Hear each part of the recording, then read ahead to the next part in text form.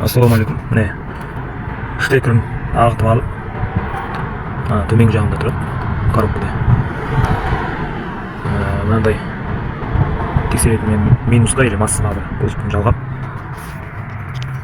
мына ортаңғысына мынаумен тигіземіз. Егер де спидометр қозғалса, бұл контакт жұмыс жасап тұр деген сөз. Егер де ортаңғысы жұмыс жасап тұрса, келесі датчик алмастырмай тұрып, міне мына екі жағындағы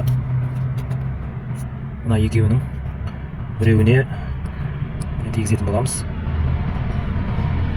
Минусын тексереміз, бір басын плюсын тексереміз, бір басын минусына жалғап крокодильчикті. Міне свет жанып тұр, плюс бар. Енді минусын тексеру үшін мына крокодильчигін темір плюске жалғаймыз. Бізде міне ағы плюс. Міне ағына тексеріп көреміз. Бұяғыда жанып тұр. Значит, проводтарда обрыв жоқ. Міне кеше тексеріп бәрін көрдік. Міне енді датчик алмастыратын боламыз. Осы датчиктен деп көріп тұрмыз.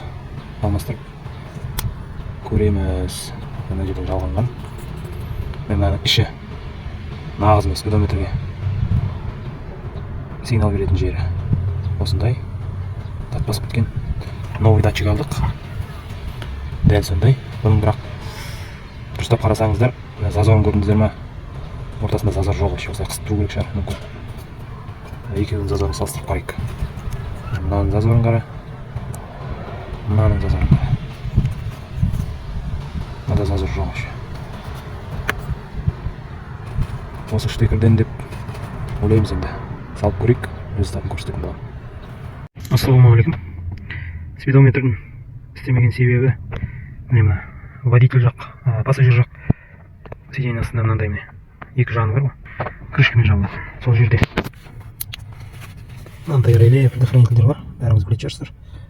Соны мына үстіңгі предохранительді ауыстырамыз. Спидометрдің істемейтіні содан. Жақынырақ көрсететін болған. Мына жерде негізі 15 тұру керек. Бізде қазір көрінбей тұр. Қазір алып көрсететін болам. Мына жерде 7,5-нан тұру керек. Қазір ауыстыратын боламыз. Негізі міне мына жерде көріп тұрғандарыңыздай міне орны предохранительдің сол жерде 15-тік тұру керек. Бізде 5-тік салып қойған.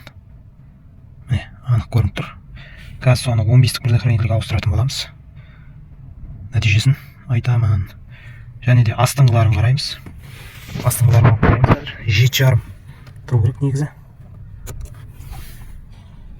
Бізде бұнда 15-тік тұр астында.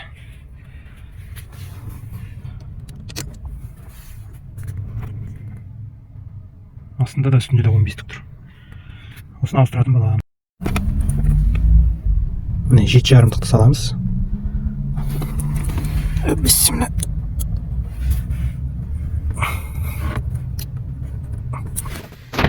Міне үстіңгісіне 15-тік салдық.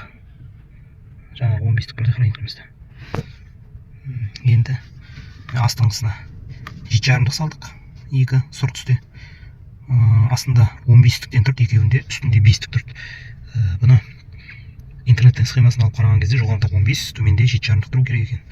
Енді нәтижесін көрсететін боламыз. Бірге болыңыздар.